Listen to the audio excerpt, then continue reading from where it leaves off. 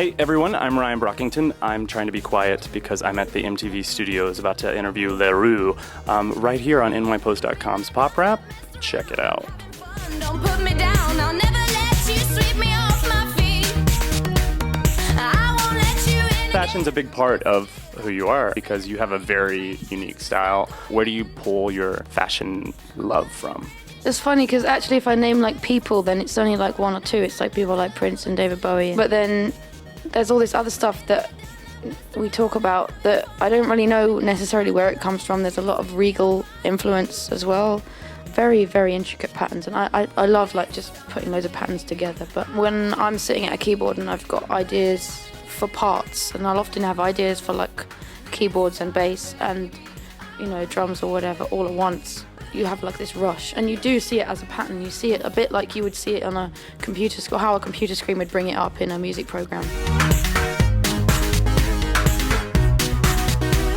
It seems as though you have like a really strong sense of yourself. Do you think that that's a key ingredient when making music? You have to know who you are before you can put it out there? No, actually I don't. I think music can help you find out about yourself, definitely. I didn't know myself when I started making this album, and I think I know myself a hell of a lot better now. I don't think you know yourself until you die. That's the whole fun of living, that you constantly know more about yourself. If you knew yourself completely when you were like 22, you'd be like, yeah, I'm done. Yeah. Hurry it up, Jesus. Yeah. You do have to be honest.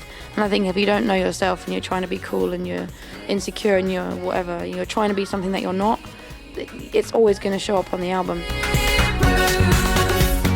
Would you ever jump into the studio with like Timberland? I mean, I know that. No, I wouldn't delve into that. And that's another thing I've said as well that's been taken quite harshly by people. I got asked in an interview the other day, did you know that everyone hates you because you said this? And I was like, whoa, that's so harsh. Yeah. The whole thing about this album was always that it was just me and Ben making it. Right. And that's what has been attractive to our first fans. We made it in a living room, in a room like half the size of this, no soundproofing, an old mixing desk from like 1991 that's Ben's, you know, a crappy old microphone and some synths that we borrowed from mates. That's how we made the album. And I love that. And I don't want to be in some flash massive studio in LA. They'll probably just try and put a rapper over it over here. When it comes out on the 28th, it'll have Jay-Z on it. Look for Jay-Z and 50 Ellie. Cent. Yeah. Yeah. Bulletproof. Yeah. Yeah. My ladies. Yeah. This is what I don't understand. It's like, oh, your song sounds a little bit like a Legend song. Right. But I'm going to listen to this song, which is just a sample of a massive person's song that I've rapped over the verse of, just going, yeah, yeah. And that's all right to listen to? Yeah. Oh my God, give me a break. So At least I actually make the music. Right. Every time I be honest, it's like I end up with some blogger going, she's a bitch. I hate her.